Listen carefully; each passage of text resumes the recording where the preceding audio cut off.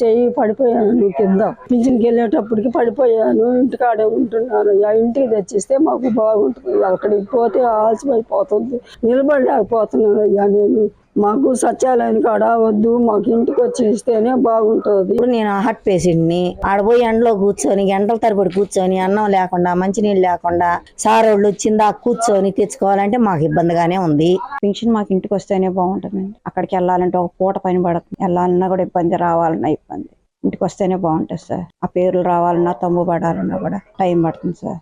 మళ్ళీ అక్కడి నుంచి ఆటోలు రావాలన్నా కూడా అది ఇబ్బంది, పోవాలన్నా కూడా ఇబ్బంది. పొద్దున పూట పోతే జనం ఎక్కువ ఉన్నారు, వాళ్ళు సాయంత్రం కూడా ఇచ్చారు. కానీ ఏదైనా ఇంటికి వచ్చి ఇవ్వడం మంచిది. ఇంటికి వచ్చి ఇవ్వాలి డబ్బులు. సచివాలయం పోవాలంటే ఇబ్బంది పడుతున్నాం. మొన్న నెలలో మాకు సచివాలయం పోతే పొద్దున పోయి ఒక గుంపు ఒక 100 సీట్లు రాసుకొని మళ్ళీ మాడిపోడు వెళ్ళి మళ్ళీ పొదుపుకి మసలు రమ్మన్నారు. ఆ ఇబ్బంది లేకుండా మాకు ఇంటికి వచ్చి ఇవ్వాలయ్యా. నాకు పెన్షన్ వస్తుంది. అయితే పోయిన నెల మట్టు నాకు పెన్షన్ కొద్దిగా ఇబ్బంది పడ్డాను. నేను సచివాలయానికి రమ్మన్నారు, 2-3 సార్లు తిరిగాను. బాగా ఎండ టైం అయిపోయింది, ఇబ్బంది పడ్డాను. అయితే సచివాలయం ద్వారా నాకు ఇంటికి వచ్చేస్తే బాగుంటుందని, సచివాలయంలో చాలా మంది ఉద్యోగస్తులు ఉన్నారు, వాళ్ళ ద్వారా ఇంటికి వచ్చేస్తే బాగుంటుందని నేను అనుకుంటున్నాను.